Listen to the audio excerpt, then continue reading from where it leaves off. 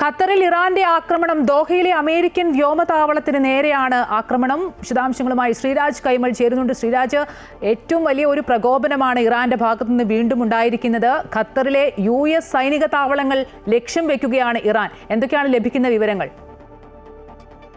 തീർച്ചയായും സൂചിപ്പിച്ചതുപോലെ ഇറാനിലെ ആണവ കേന്ദ്രങ്ങൾക്ക് നേരെ അമേരിക്കയുടെ ആക്രമണത്തിന് പിന്നാലെ തന്നെ GCC രാജ്യങ്ങളെല്ലാം തന്നെ അതീവ ജാഗ്രതയിൽ തന്നെ ആയിരുന്നു.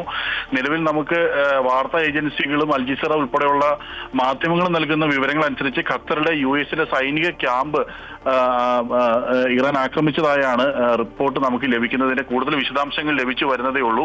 ഖത്തറിൽ നിന്ന് നമുക്ക് പ്രാദേശികമായി അവിടെ താമസിക്കുന്ന ചില ആളുകളുമായി ബന്ധപ്പെട്ടപ്പോഴും അവിടെ സ്ഫോടന ശബ്ദം കേട്ടതായുള്ള വിവരങ്ങളൊക്കെ നമുക്ക് ലഭിക്കുന്നുണ്ട്. എന്തായാലും ഇതിന്റെ കൂടുതൽ വിശദാംശങ്ങൾ നമുക്ക് ലഭിക്കുന്നതേ ഉള്ളൂ.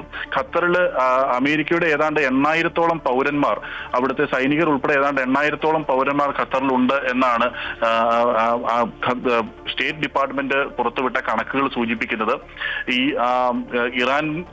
ഇറാൻ ആണവ കേന്ദ്രങ്ങൾക്ക് നേരെയുള്ള അമേരിക്കയുടെ ആക്രമണത്തിന് പിന്നാലെ ഈ GCC രാജ്യങ്ങളിൽ പലയിടങ്ങളിലുമുള്ള US സൈനിക താവളങ്ങളെല്ലാം തന്നെ അതീവ ജാഗ്രതയിൽ തന്നെയായിരുന്നു.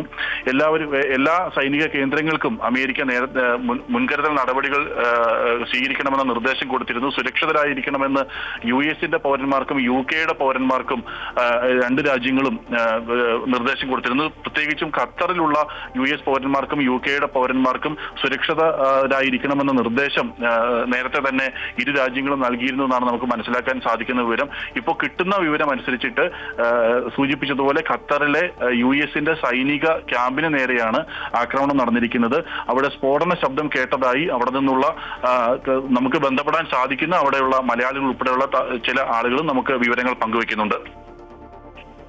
ശരി, ഇറാൻ അമേരിക്കക്കെതിരെ സൈനിക നടപടികൾ ആരംഭിച്ചു. ഖത്തറിൽ ഇറാന്റെ ആക്രമണം. US സൈനിക താവളങ്ങൾ ലക്ഷ്യമിട്ടാണ് ഇറാൻ ആക്രമിക്കുന്നത്. ദോഹയിലെ അമേരിക്കൻ വ്യോമതാവളത്തിന് നേരെയാണ് ആക്രമണം ഉണ്ടായിരിക്കുന്നത്.